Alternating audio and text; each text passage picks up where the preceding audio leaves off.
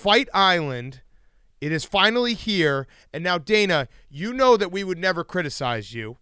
But some people might be saying that Fight Island isn't really living up to the hype of Fight Island because you're not actually fighting on a beach. What would you say to those people, not us? Well, Fight Island, we're on an island. We're on Yaz Island, Abu Dhabi.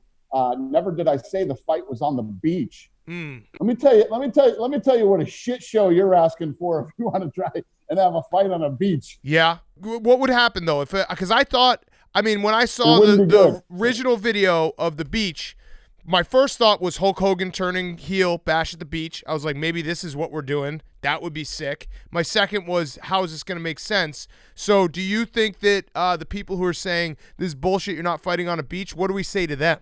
First of all, just the lighting rig that would have to be set up for the thing to look, even remotely professional would be impossible to do on the beach.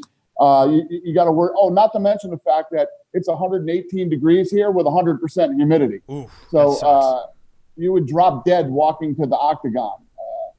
And for the people who thought it was literally on a beach, you're a fucking idiot. Well, I think we both thought that it was going to be on a beach, but 100%. We are fucking idiots. But for the lighting rig, you just light a bunch of torches and have just fire everywhere, like fire pits and shit. That makes sense. That's what I'm picturing. I'm picturing something like primal, something awesome. Here's how you can kind of win over some of those people, not us, again, who might be saying it's not really Fight Island. Just tell everybody that all the water around it, it's shark-infested water. So if you just say we're surrounded by shark-infested water, immediately that bumps it up a notch in the Fight Island kind of rankings in my head. Let me tell you this: if with the fight card that we got going on here, what we pulled off, during this pandemic, if the people that are worried about that it's not on the beach in the sand, I don't want them to watch anyway. They're fucking stupid, and they I don't know what they should watch, but it's definitely not this fight on Saturday night. So let's talk about the card because it is an awesome, awesome card. And the main event, getting Jorge Masvidal, who's a friend of ours, he's going to put Usman into the shadow realm. Talk to me quickly about that fight. How, what that fight is going to be great. And then what other fights are you looking for being this is going to be another one people aren't expecting? Well, first of all, there's 3 title fights. The Jan Aldo fight is going to be very good. And obviously Volkanovski versus Max Holloway. Max Holloway's, looked at as probably the best 145-pounder ever. He got beat narrowly by Volkanovski in the last fight. Max thought he won. Volkanovski thought he won. So, that's a great fight. And Rose Namajunas versus Jessica Andrade rematch. I don't know if you guys remember, but Andrade picked Rose Namajunas up and dropped her on her head on the fight in Brazil. That rematch, the whole card is just stacked with great fights. So I was reading about how you guys are handling the fight. You're going to be fighting on East Coast time. So you're just basically pretending that you're not halfway around the world right now. Are you just trying to stay away from windows and away from the sun so that your body doesn't know what time of day it is? Yeah, that is true. I've been in quarantine for friggin' 48 hours. It's 8 o'clock at night here. I just woke up an hour ago. So yeah, today's the first day that we're going to be able to actually go outside and go do something tonight, not today, but tonight. And it's been a tough transition, especially with quarantine. If we came in and didn't have to quarantine, you would actually force yourself to get up and go out and do things. But we've just been in our room for 2 days. I just saw this tweet on Twitter from Darren Ravel. He said, expect a class action lawsuit from UFC fans because Fight Island's not actually on the beach. What do you say about that?